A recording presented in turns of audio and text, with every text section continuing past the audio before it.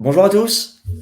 Bonjour à tous. Bienvenue dans ce deuxième webinaire organisé par nos amis de Occur, Excellence Patrimoniale et Kimpa. Aujourd'hui, nous avons comme thème celui de la mesure de l'impact appliqué donc à l'investissement à impact.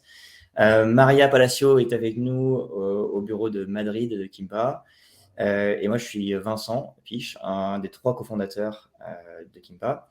Simplement vous dire que cette session est enregistrée, donc vous pourrez la retrouver en replay dès demain. Le lien va vous être envoyé par l'équipe d'Occur.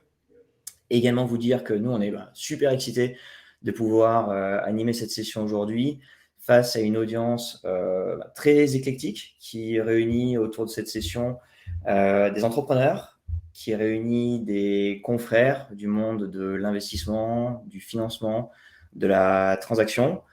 On a également quelques étudiants, certains sont d'ailleurs passés chez Kimpa il y a quelques semestres, et puis des clients aussi qui nous écoutent, donc on va essayer de ne pas raconter n'importe quoi. Vous nous écoutez depuis la France, depuis la Suisse, la Belgique, le Luxembourg, depuis l'Angleterre également. Et donc, écoutez, merci d'être avec nous. Sans plus attendre, je vais lancer le sujet. Donc, on a en gros 2 temps forts dans cette session. Une présentation que l'on va animer, Maria et moi, autour de la mesure d'impact appliquée à l'investissement. Une quinzaine de minutes, plus environ 5 minutes de démo pour vous montrer comment on fait ça très précisément chez Kimpa. Et ensuite, on va ouvrir les questions. Pour poser des questions, je crois qu'il y en a certains qui ont déjà trouvé. C'est en bas à droite, vous avez la petite icône point d'interrogation.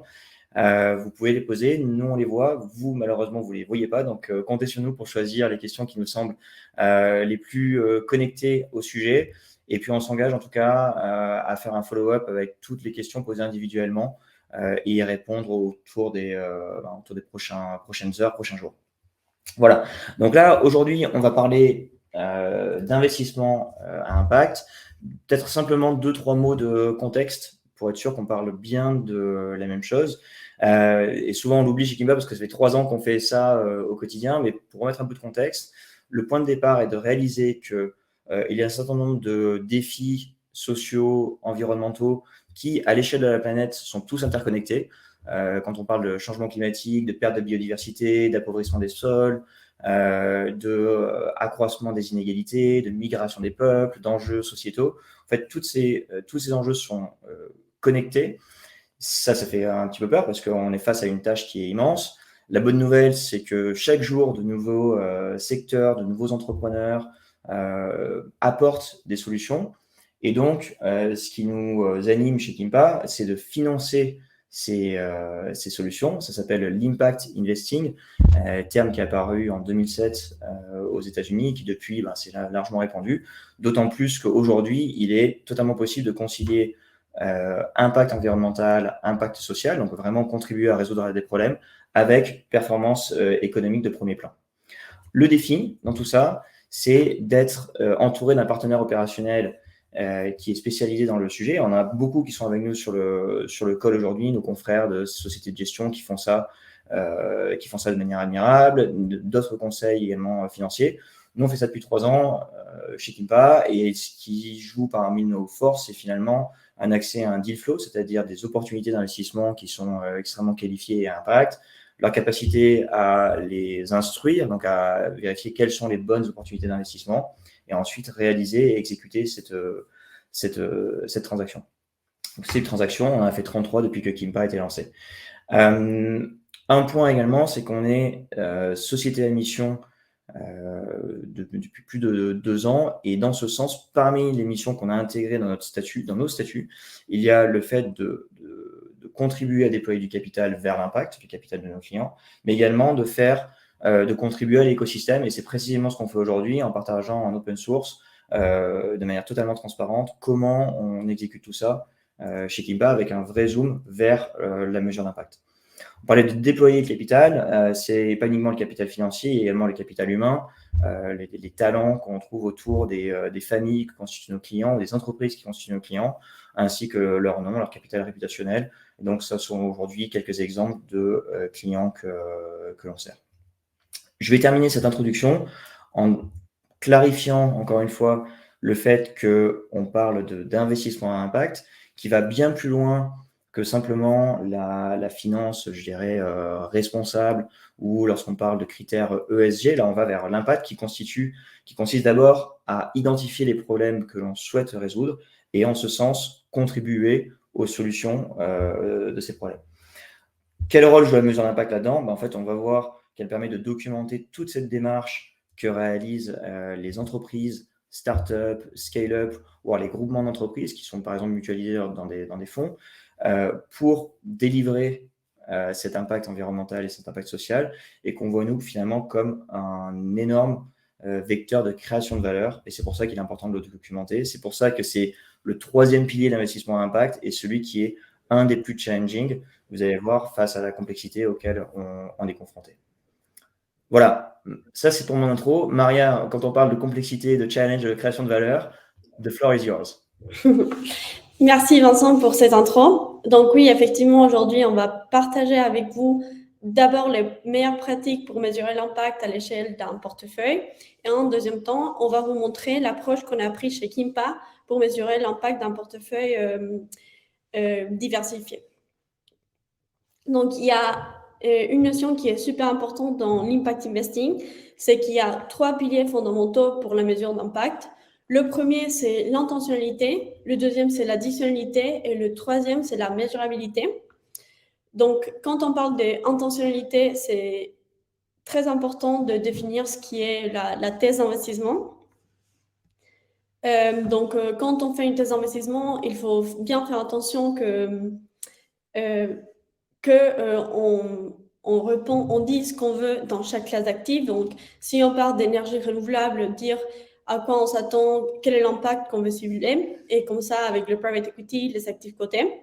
Il faut créer une stratégie pour déployer le capital et ensuite réussir à trouver des investissements qui répondent à cette thèse d'investissement.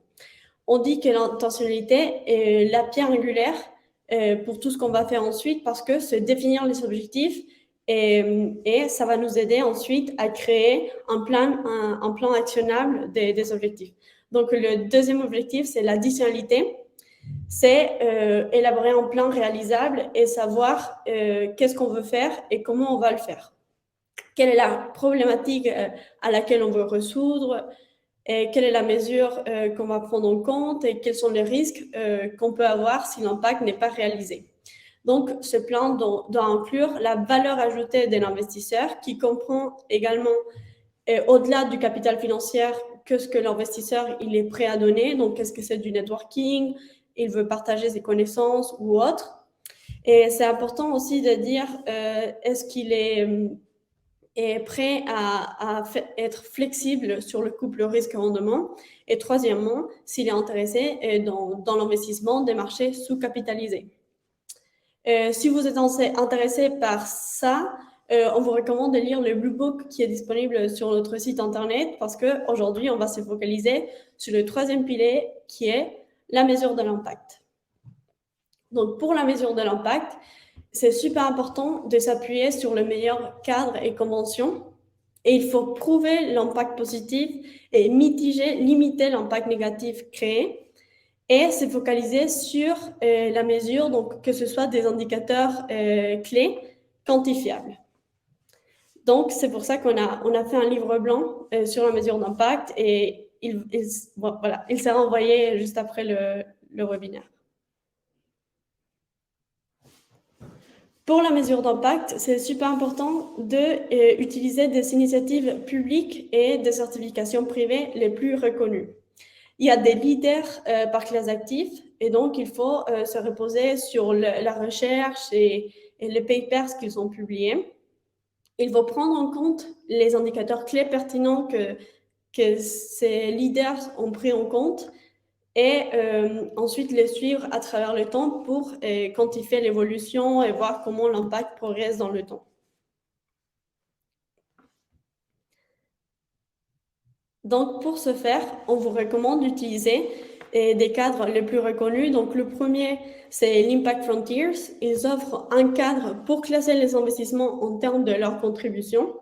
Et ces cadres, c'est un continuum qui va de cause ou peut causer des dommages et préjudices jusqu'à contribuer aux solutions. Et on peut utiliser également les objectifs de développement durable qui ont été développés par l'ONU.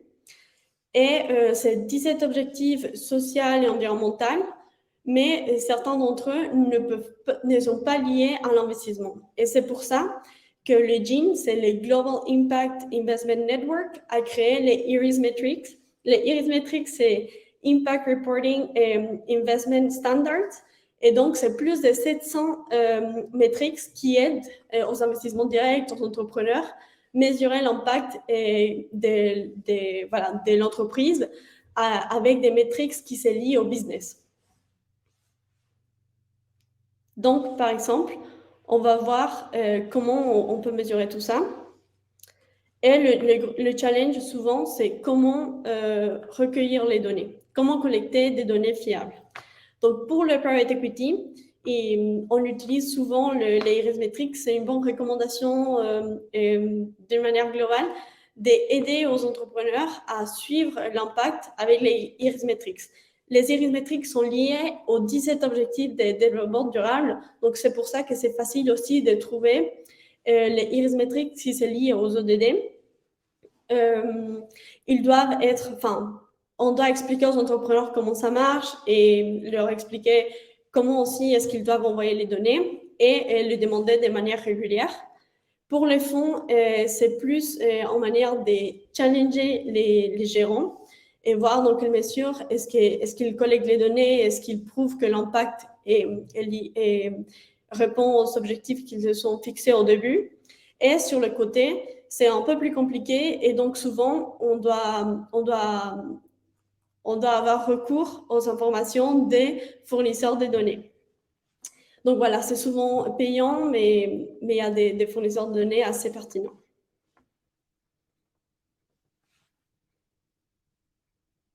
Donc maintenant, on vous montre comment on fait chez Kimpa pour mesurer l'impact à l'échelle d'un portefeuille, quelles sont les parties pris qu'on a fait.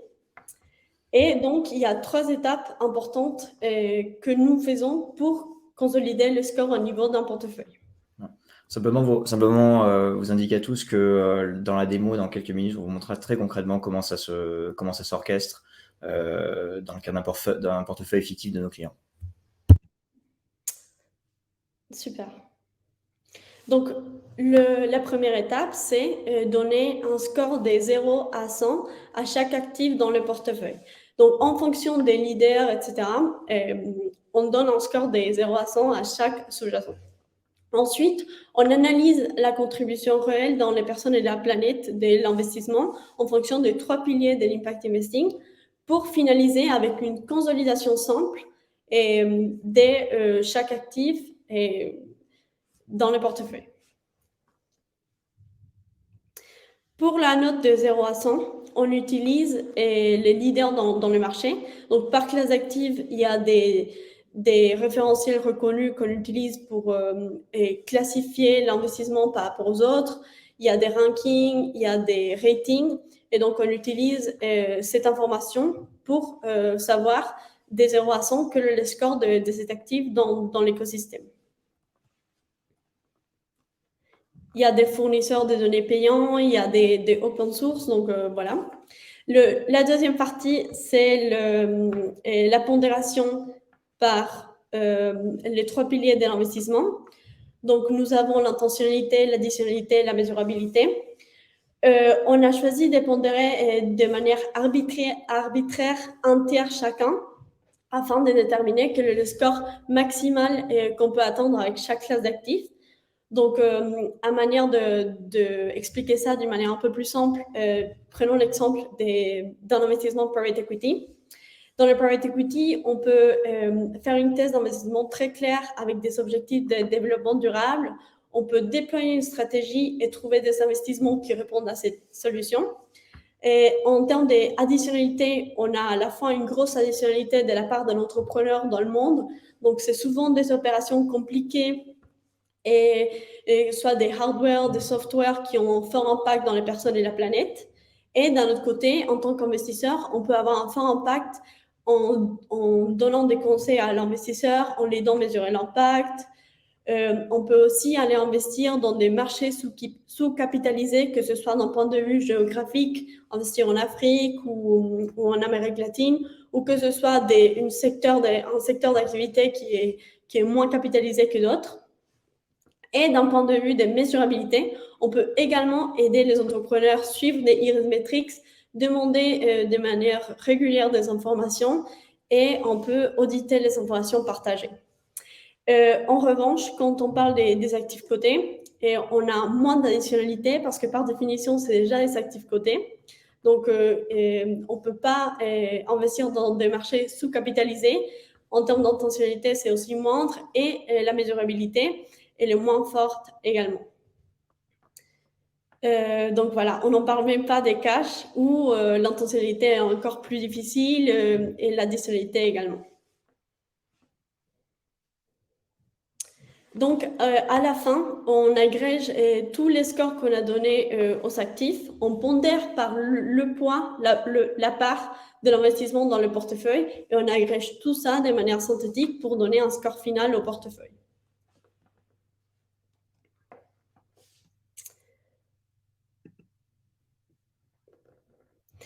Donc, comme j'ai dit précédemment, nous avons créé un livre blanc avec tout ça et un peu plus d'informations, plus de détails. Si vous êtes intéressé, vous pouvez lire le livre blanc qui vous sera envoyé juste après le webinaire et vous pouvez le télécharger dans quelques jours également. Ok, super Maria. Bon, vous l'avez vu, il y a beaucoup d'informations qui sont données dans un cadre qui peut paraître assez théorique. Là, je vais vous montrer maintenant comment est-ce qu'on exécute ça chez Kimpa pour nos clients aujourd'hui via, en fait, quand on parle de capter l'intention, de choisir les opportunités d'investissement et ensuite d'en mesurer la performance, on voit qu'en fait, il y a une notion de digitalisation ou de place que peut jouer le digital qui est super importante. Et donc, c'est ce que je vais vous montrer dans une seconde.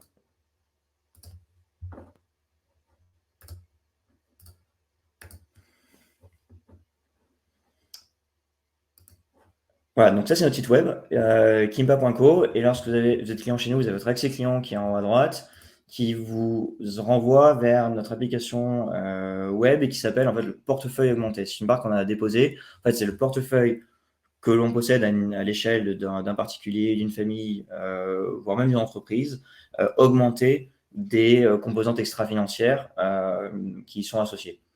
Et donc là, une fois qu'on s'est connecté, on a créé ici un compte client, je dirais, fictif. Monsieur Jean-Lieu n'existe pas dans la vraie vie, en tout cas, c'est pas un client à nous. Et vous voyez, en fait, vous avez ici une vue sur les actifs patrimoniaux qu'il a confiés à Kimpa. Donc ici, on parle d'un client, en effet, au patrimoine très significatif, supérieur à 100 millions d'euros. Et ce qu'on découvre sur cette interface, c'est bon, la performance financière des différents actifs, l'évolution dans le temps. Ça, je pense que tous les gérants d'actifs ou les conseillers en gestion financière sont équipés de ça. Là, on a une vraie singularité, vous allez voir, c'est sur la mesure de l'impact. En fait, on explique que pour ce client-là, lui et son foyer ont un score d'impact de 53,8 sur 100.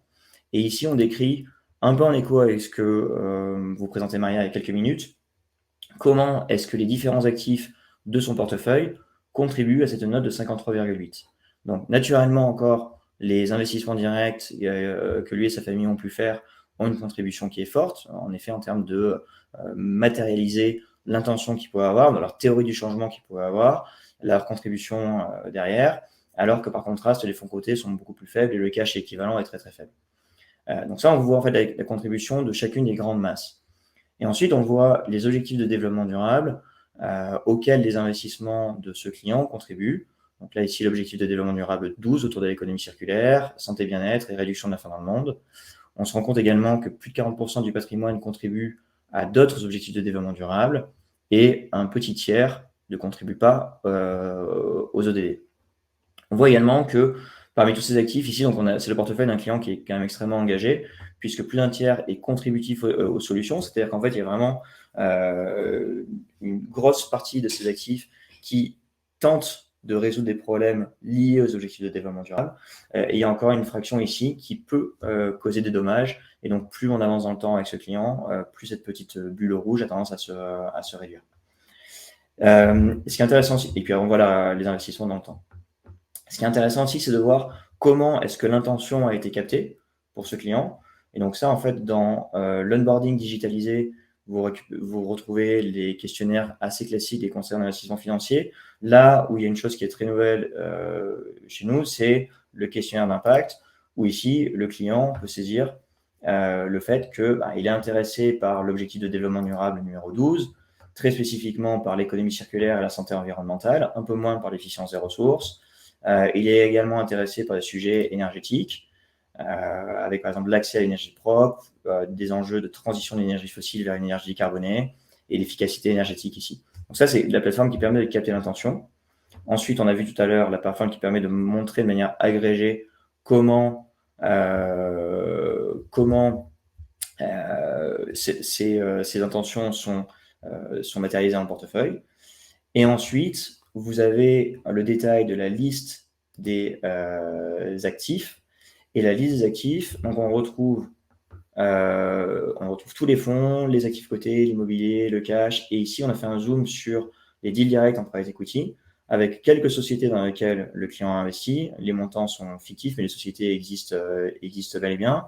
Et si on zoome par exemple sur cette société qui s'appelle Battery, c'est une société qui est basée en Allemagne, vous voyez en fait le détail de un investissement initial de 688 000 €, qui maintenant vaut, en valeur non réalisée, puisque l'investissement n'est pas encore sorti, vaut 835 000, et un score d'impact de 91,2, qui, lorsque vous cliquez là, est détaillé de manière très précise autour de justement des questions qu'on aura posées aux entrepreneurs pour substantifier cette note, les objectifs de développement durable qui sont associés, la contribution d'investissement et la contribution d'investisseurs. Là, ici, en fait, on a un investisseur qui est très engagé puisqu'il est présent également au board de cette société. Donc, ça permet de dire qu'en plus d'avoir mis un ticket d'investissement dans ce projet, je m'engage activement, je contribue à la gouvernance. Je suis sur un projet qui est extrêmement complexe, qui est au carrefour en effet du logiciel, du matériel et des pays émergents. Et ensuite, on y associe les métriques IRIS dont vous a parlé Maria, qui permettent de mesurer la performance extra-financière dans le temps de cette entreprise. Donc voilà comment ça se présente chez Kippa. Et en fait, volontairement, on voulait vous montrer ça parce que tout l'enjeu, c'est pas uniquement la théorie, parce que finalement, la théorie, on peut la formaliser de plein de façons différentes et il y a une dimension arbitraire qui est très forte, mais également, c'est la mise en œuvre concrète qui nécessite d'y passer, de l'exprimer de manière la plus actionnable possible. L'élément clé dans cette démo, c'est de montrer finalement à un client qui démarre une relation avec nous avec un score inférieur à 30 ou 40, qu'ensuite il ou elle peut progresser en faisant des arbitrages et en décidant de passer d'une poche d'investissement à un autre. Je vais revenir sur simplement ici et revenir à la presse.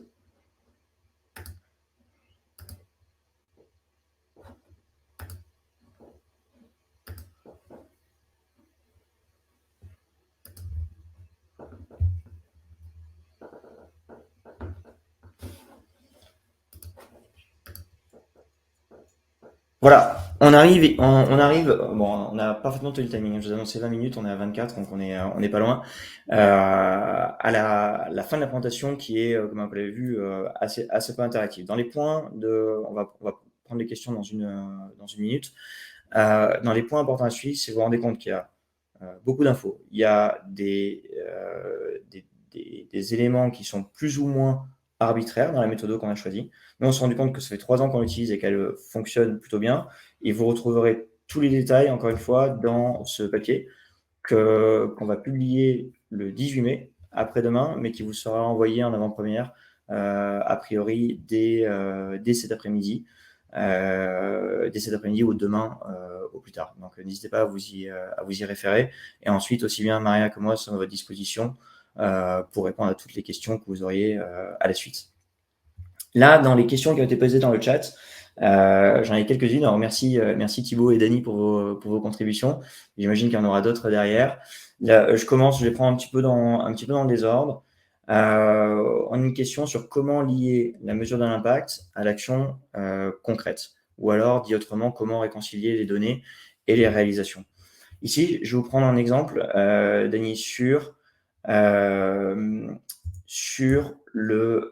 les métriques IRIS dont tu as parlé, Maria, tout à l'heure, qui sont applicables pour les entreprises, enfin, c'est applicable à toute entreprise. Nous, en tant qu'investisseurs, on l'applique sur les investissements directs qu'on a recommandés à nos clients.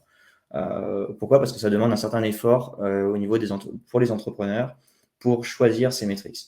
Ce qu'on recommande là-dessus, c'est que les entrepreneurs choisissent des indicateurs qui soient à la fois très liés à leur activité, mesurés de manière très fine, donc très granulaire et suivis dans le temps.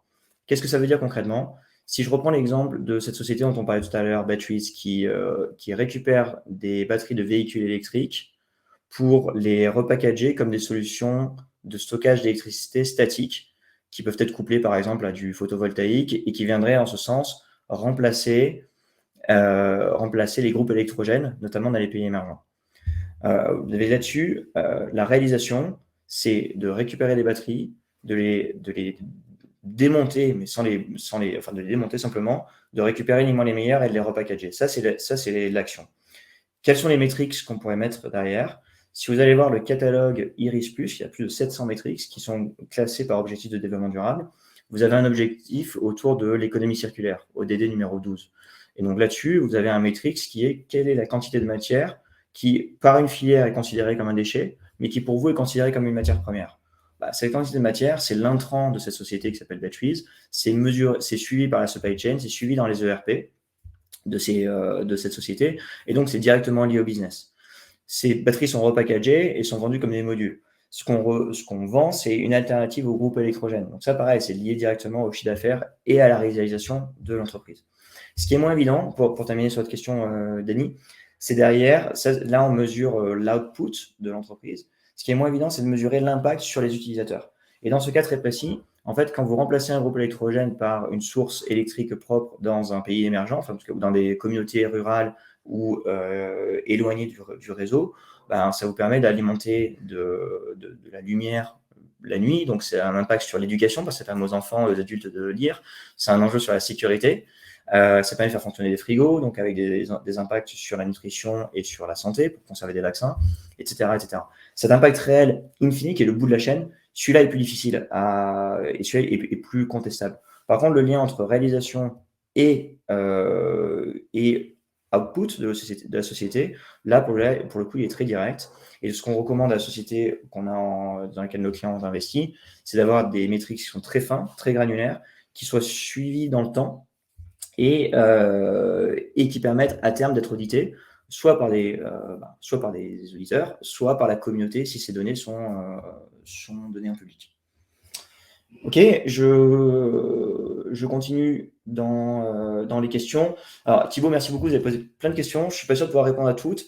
Quels sont vos TVPI et DPI pour la trentaine d'investissements qu'on a pilotés? Donc, TVPI, c'est la valeur qui était la valeur totale par rapport au capital qui a été investi, et DPI, distribution par rapport au capital qui est investi. De manière très transparente, on n'a encore rendu aucun capital. Donc, ça fait 3 ans qu'on existe. La majorité des investissements ont été faits sur 2022. Donc, on n'a rendu aucun capital. Donc, la DPI, 0. Par contre, la TVPI, en effet, il y a des sociétés qui ont pris de la valeur de manière factuelle lorsqu'elles ont levé d'autres tours de financement. Et donc, si je vous donne quelques illustrations, alors, il y en a beaucoup qui sont encore à 1, qui sont le même tour qu'avant. On n'a pas encore fait de down round, c'est-à-dire de levée de fonds avec une valeur inférieure, alors que 2023, c'est la grande saison des down rounds. Et donc, beaucoup de sociétés à 1, certaines entre x3 et x5, donc des multiples très significatifs. La société pour laquelle on a eu le plus de performances non réalisées encore affiche pour l'instant un multiple non réalisé de x22.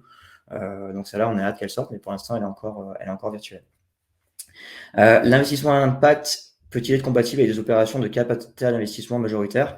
Alors là, la réponse est oui, tout à fait. Je dirais même d'autant plus que lorsque vous commencez à être majoritaire dans une société, le caractère additionnel de votre investissement, donc ce que vous apportez en tant qu'investisseur, devient très significatif à partir du moment où, en effet, vous arrivez avec une posture qui encourage le fait que l'entreprise délivre son impact et évite, en effet, d'aller vers la solution plus simple qui serait de dégager simplement du profit et d'une certaine manière, renier sa mission. Est-ce que d'investir dans les fonds article 9 au SFDR garantit la transparence de la mesure d'impact par les fonds d'investissement? Non, ça garantit pas la transparence totale. Ça garantit l'intention du fonds d'aller vers des sociétés qui documentent les problématiques auxquelles elles s'attaquent, qui documentent leur performance ESG et qui mettent en face des moyens raisonnables pour y arriver. Donc, garantir la transparence totale, non, pas encore. Je continue à vos questions, Thibaut. Pourquoi pour les fonds SFDR 9, pourquoi n'utilisez-vous pas les 14 PAI obligatoires dans votre reporting? Alors, je vous dis déjà, en fait, dans notre historique, on a fait beaucoup plus d'investissements dans en direct ou dans des fonds de private equity qui sont très vertueux, mais qui ne sont pas forcément allés jusqu'à une auto-classification article 9. Et on continue de trouver que les objectifs de développement durable, il y en a 17, sont une clé de lecture, un vocabulaire de lecture reconnu au niveau international, très visible. Vous voyez ces petites pastilles de couleurs qu'on voyait tout à l'heure dans la démo. En fait, on les voit partout. Donc, en fait, petit à petit, ce langage commun est de plus en plus compris à l'échelle mondiale et pas uniquement européen. Question la question des 40 ans. Ouais. Ok, donc oui, pour avoir accès aux données extra-financières, il faut que les investissements soient faits via Kimpa. Alors, chez Kimpa, on prend le portefeuille total du client, qu'il ait fait les investissements avec nous ou pas. Néanmoins, la granularité de l'information est beaucoup plus sensible, beaucoup plus poussée quand les investissements ont été faits via nous, parce que on est vraiment très engagé avec les entrepreneurs et on fait des rendez-vous avec eux pour vraiment choisir avec eux les indicateurs et suivre d'une manière régulière la performance extra-financière. Donc, la réponse courte est non, on note en termes d'impact tous les investissements. Néanmoins, la fiabilité de la note d'impact va dépendre du montant ou de la qualité des données que nous avons disponibles pour l'investissement. Ok, alors je continue parce qu'il y a plein de questions qui sont extrêmement intéressantes. On a une question de Marie qui nous pose en termes de fiabilité et d'extensivité des métriques utilisées, prennent-elles en compte le scope 3? Alors là, Marie, en fait, la question que vous posez, quand on parle de scope 3, on parle souvent des émissions de gaz à effet de serre. Et lorsque c'est possible de prendre ces mesures, de prendre en compte le scope 3, nous le faisons. Ça, c'est très souvent le cas dans des sociétés qui sont cotées, lorsque le fournisseur de données permet d'accéder à ces informations et en général lorsque l'entreprise disclose ses émissions scope 3. Néanmoins, quand on parle de scope 3, on parle donc d'émissions de gaz à effet de serre ou donc de CO2 équivalent, qui est en fait une forme d'externalité négative de l'activité de l'entreprise. L'entreprise produit un bien ou un service. En faisant ça, elle émet donc du gaz à effet de serre. Et donc l'enjeu dans le scope d'émissions qui intègre également sa fourniture d'énergie et ses fournisseurs et ses clients, donc vraiment le scope 3, de le réduire au maximum.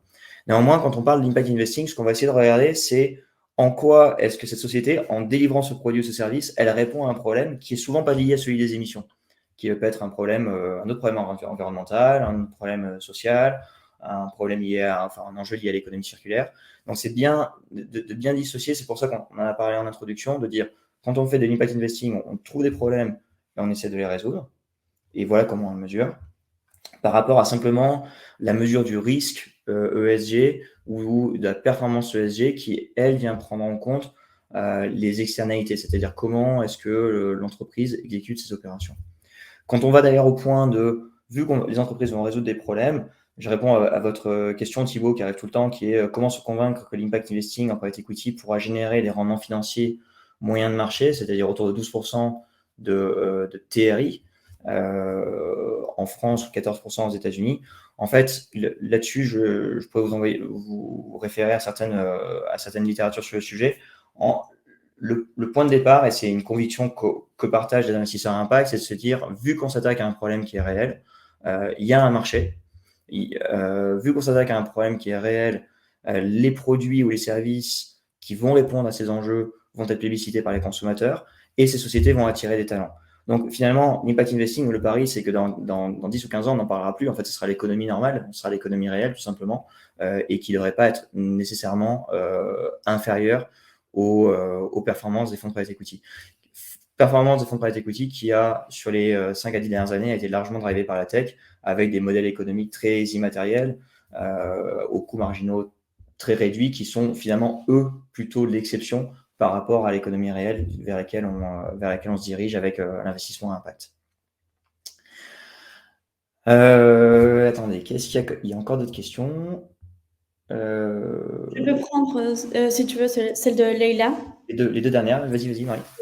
Les métriques sont-elles majoritairement basées sur des unités économiques, chiffre d'affaires ou bénéfices? Les métriques sur unités physiques ne sont-elles pas préférables?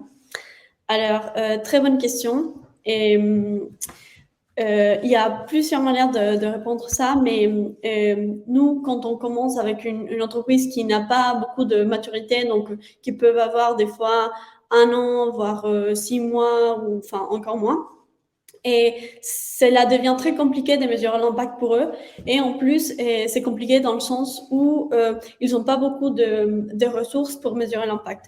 Donc, quand c'est une entreprise très jeune et qu'ils n'ont pas beaucoup de ressources, et que c'est une entreprise impact, donc par définition, le business crée de l'impact, on leur laisse choisir des métriques comme le chiffre d'affaires ou l'unité des produits vendus, et que ce soit aussi la mesure d'impact en faisant des légères conversions. Par exemple, si c'est des entreprises qui vendent des batteries qui utilisent des batteries de voitures qui ne peuvent pas être utilisées pour les voitures et que les utilisent ailleurs. Donc, on va dire, OK, combien des batteries est-ce qu'on a vendues ou est-ce qu'on a pu réutiliser? Et là, c'est pertinent et c'est en lien avec le chiffre d'affaires. Mais par contre, quand c'est des modèles économiques un peu plus complexes et que l'entreprise, ça fait un peu plus de temps qu'elle existe, on peut utiliser des métriques autres que celles liées au chiffre d'affaires et au business. Même si des fois, ça reste très pertinent d'utiliser des métriques business. Par exemple, il y a une entreprise qui sauve des repas, donc qui vend les invendus des restaurants, etc. Donc, dans ces cas-là, le nombre de repas sauvés, ça reste un chiffre très pertinent en termes d'impact, mais aussi en termes de business. Ok, et je prends la dernière question que vous avez posée, Leïla, sur comment pousser les fonds de private equity à se montrer transparents sur les métriques d'impact. Utilisez-vous le modèle des impact term sheets? Là, si je traduis pour nos autres auditeurs, c'est la pratique que font certains fonds de private equity qui, de la même manière qu'ils déterminent les conditions financières auxquelles ils souhaitent entrer en tant qu'investisseur dans un projet, ils mettent des conditions sur l'impact que l'entreprise doit réaliser, avec parfois des implications financières qui pourraient y être associées. Comment pousser les fonds de private equity? Dans la première partie de la question, en fait, on essaie plutôt de ne pas avoir un rapport de force, mais plutôt quelque chose de complémentaire, de dire si nos clients Kimpa mettent un ticket dans votre fonds, on s'attend à ça et ça et ça et ça comme élément de reporting. Donc finalement assez proche de ce que vient de décrire Maria. Dans les fonds vraiment qui se déclarent fonds d'impact, on n'en est pas loin en termes de qualité du reporting. Dans d'autres, on sent que c'est plus compliqué. En fait, là-dessus, on pousse le fonds au maximum et on émet les réserves nécessaires auprès de nos clients. Et est-ce qu'on utilise le modèle de Impact Term Sheet? Alors, la réponse courte est plutôt non. On a également des confrères fonds d'investissement qui conditionnent leur rémunération variable, ce qu'on appelle le carried interest, à la performance d'impact des sociétés dans lesquelles ils investissent. Nous, ce qu'on favorise, et c'est tout à fait louable, et c'est très OK, de plus en plus pratiqué. L'approche qu'on a chez Kimpa est un tout petit peu différente. Elle consiste à dire, mettons un accent très très fort pendant la phase de due diligence pour être certain que les projets sur lesquels nos clients aiment investir vont délivrer l'impact que l'entrepreneur a promis. Et là-dessus, il y a quelques techniques qui existent, notamment un référentiel international qui s'appelle Impact Frontiers, qui détermine qu'en fait, avant l'impact soit réalisé, regardez 5 choses. Regardez quelle est la nature de l'impact. Donc, en gros, quels sont les indicateurs qui vont être... en gros, qu'est-ce que va faire la boîte pour délivrer son impact? Quels sont les indicateurs qu'on met derrière? Qui va en bénéficier? Pendant combien de temps? Quelle est la contribution réelle à l'entreprise? C'est-à-dire en quoi est-ce que l'entreprise sur laquelle vous êtes sur le point d'investir apporte vraiment une solution innovante et n'est pas simplement en train de surfer sur une vague d'évolution naturelle de la société. Ce quatrième point en fait est super important et chez Kimpass, l'accent qu'on met dans la due deal, c'est la chose suivante, c'est de se dire que très souvent les projets d'impact sont porteurs d'une technologie très innovante. Et pour les qualifier, en fait, nécessairement, vous avez besoin de compétences techniques type ingénieur ou compétences scientifiques pour les évaluer. Et ces compétences, soit on les a en interne, certains dans l'équipe sont ingénieurs, soit on ne les a pas et on va les sourcer. Donc ça permet d'évaluer le quatrième composant que je vous décrivais, Leïla, sur la contribution additionnelle, la contribution nette de l'entreprise. Et le dernier élément, c'est le risque que l'impact n'ait pas lieu. Et en fait, c'est pour contrer ce cinquième point qui est le risque que l'impact n'ait pas lieu que sont nés les impact term sheets. Voilà. En fait, c'est un élément parmi 5, on préfère finalement travailler sur les autres. Dernier point sur la contribution de l'entreprise, on a beaucoup parlé d'impact positif. Et en effet, c'est là où on travaille beaucoup, mais il faut faire attention à ce que l'impact net soit également vertueux. Dit autrement, faire en sorte que les entreprises dans lesquelles nos clients investissent, pour résoudre un problème, n'en créent pas un autre à côté. Et je vous donne une illustration là-dessus. Il y a un secteur qui est souvent mentionné avec ce prisme-là, c'est celui de l'agriculture verticale. C'est-à-dire, on remplace des ressources qui existent, qui sont le soleil, par de la lumière artificielle. En quoi est-ce que l'agriculture verticale est vertueuse d'un point de vue environnemental ou social? En fait, il faut répondre à un certain nombre de conditions pour que l'impact net de l'agriculture verticale soit positif. Par exemple, le fait de réhabiliter des friches industrielles qui sont très proches des villes et donc très proches des consommateurs. Le fait de générer des emplois agricoles qui soient des emplois à plein temps, dans des conditions confortables par rapport aux travaux agricoles. Je peux vous en parler, j'ai grandi dans les vignes, j'étais vigneron, donc je voyais comment ce qu'est travailler la vigne. Et donc, en fait, quand vous travaillez dans une zone climatisée, c'est un travail qui est très, très différent. Donc, quand vous mettez ça tout bout à bout, oui, l'agriculture verticale a un intérêt très fort. Mais ces externalités, je dirais, négatives par rapport à l'agriculture traditionnelle doivent être intégrées dans la phase de due diligence. Et je me permets de lire en toute transparence, vous avez raison Thibaut, tout à l'heure quand on a indiqué que la performance du PI était drivée par la tech, vous indiquez également que historiquement en France, il y a également le LBO, voire même au-dessus de la tech, qui a drivé cette performance. Donc merci pour la correction. Est-ce qu'il y a d'autres questions qu'on n'aurait pas vues?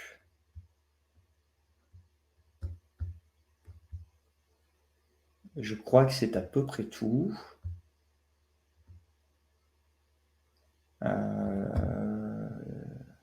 Marie. Non, je crois que en tout cas les questions sont traitées. Mais merci Marie pour vos remerciements, merci Thibaut également pour vos remerciements sur la transparence. En effet, merci d'avoir corrigé mon propos.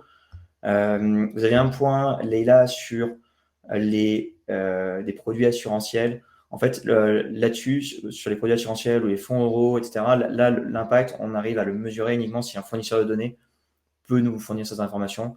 Donc, on peut donner quelques noms. On est en phase d'appel d'offres avec différents fournisseurs qui ont pignon sur rue. Il y a des gens comme Sustainalytics, comme MSCI, comme Clarity AI, Bloomberg également. En fait, c'est que des noms que vous connaissez probablement, ceux qui sont avec nous encore jusque-là.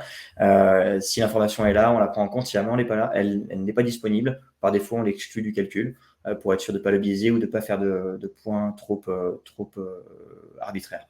Encore une fois, il nous reste 1 minute et c'est pour ça que je vais terminer là-dessus. Dans ce que vous a présenté Maria, il y a c'est là-dessus où toute la méthodologie Kimpa prend du sens, et c'est pour ça qu'on est très content on est très à la fois excité de la partager avec vous. C'est le fait de se dire que pour qu'un investisseur privé voit l'impact de son portefeuille, il faut que les métriques soient simples. C'est pour ça qu'on arrive à un score synthétique de 0 à 100, tout simplement.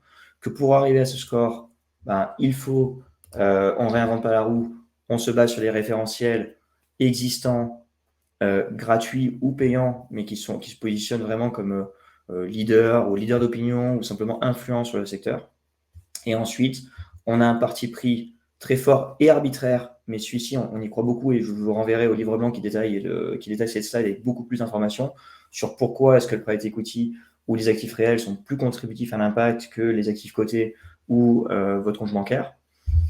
Et enfin, la consolidation en faisant un prorata du poids dans le portefeuille, qui permet là aussi d'avoir une vue très simple de combien avec mes actifs, que ce soit dans l'exemple qu'on a pris 100 millions d'euros, un très haut patrimoine, ou que ce soit quelques centaines ou quelques milliers d'euros à l'échelle d'un épargnant plus traditionnel, peuvent avoir un impact significatif sur les objectifs de développement durable que vous aurez choisi dans votre théorie du changement en tant qu'investisseur impact. Voilà, il est 11h46, on a tenu le timing. Merci, si vous me permettez ce mot de la fin, de vous remercier très chaleureusement à vous tous qui avez été participants, à pour vos questions, pour ceux qui verront ce replay. Merci également à l'équipe d'Occur de rendre cette série de webinaires possible. Celui d'aujourd'hui était le deuxième. On en a un troisième dans un mois autour de la constitution d'un deal flow à impact, sur comment générer des opportunités d'investissement pour nos clients. Donc, on se voit dans un petit mois pour ce webinaire. D'ici là, portez-vous bien et n'hésitez pas à nous contacter pour toute question. À bientôt. Salut, merci.